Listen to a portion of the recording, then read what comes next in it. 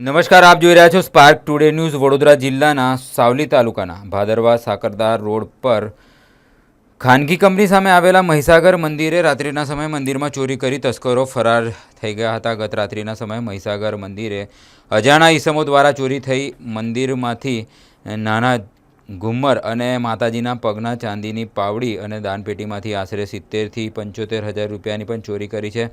સ્થાનિક યુવાનો દ્વારા આક્ષેપ વહેલી સવારે નોકરી જતા વર્કરો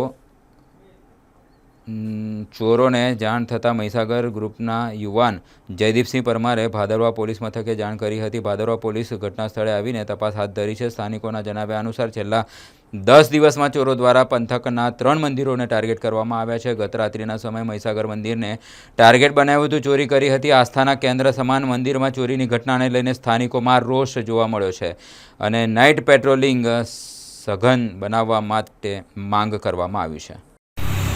રાણિયા ભાદરવા રોડ પર આવેલું મહીસાગરનું ધામ મંદિરે આજ રોજ સવારે 6 વાગે જ્યારે કામદારો નોકરી પર જઈ રહ્યા હતા ત્યારે મંદિરે દર્શનાર્થે આવેલા અમુક કામદારોએ જોયું તો મંદિરની સાઈડની જાળી તૂટેલી હાલતમાં હતી અને લાઇટનું બોર્ડ ને બધું તૂટેલી હાલતમાં હતું। તો શંકા જતાં અમે ત્યાં તપાસ કરી હતી અને પોલીસ સ્ટેશન જાણ કરી અને પોલીસ વિભાગ દ્વારા એક જવાન આવી અને આજુબાજુ અને મંદિરની અંદર તપાસ કરી તો મંદિરની અંદર મહીસાગરના મંદિરની અંદર ચાંદીની અમુક રકમો, ચાંદીની વસ્તુઓ અને રોકડ રકમ ગાયબ થયેલી છે। એટલે અમારું અંદાજિત એવું છે કે રાત્રિના સમયે ચોરોની ટીમ ત્રાટકી અને સાઈડની જાળી ધારદાર હથિયારથી તોડી અને ત્યાંથી પ્રવેશ કરેલો છે અને જે રકમ ગઈ છે એમાં ચાંદીના છત્ર છે, દાનપેટીની રકમ છે, એવી નાની મોટી ચોરી થઈ છે।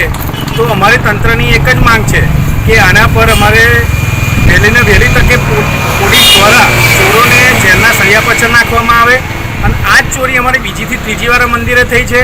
તો તંત્રને બી માંગ છે કે આવું ફરી ના બને અને ફરી આવા ચોરીના જે બનાવો બને છે ફરી ના થાય એ માટે અહીંયા એક રાત્રિ હોમગાર્ડનો પોઈન્ટ પણ આપવામાં આવે એવી અમે માંગણી કરીએ છીએ અને જે પણ ચોરી થઈ છે એનું અમે જલ્દીથી જલ્દી તપાસ થાય અને એને જેલના સળિયા પાછળ ચોરોને નાખવામાં આવે એવી અમારી માંગણી છે।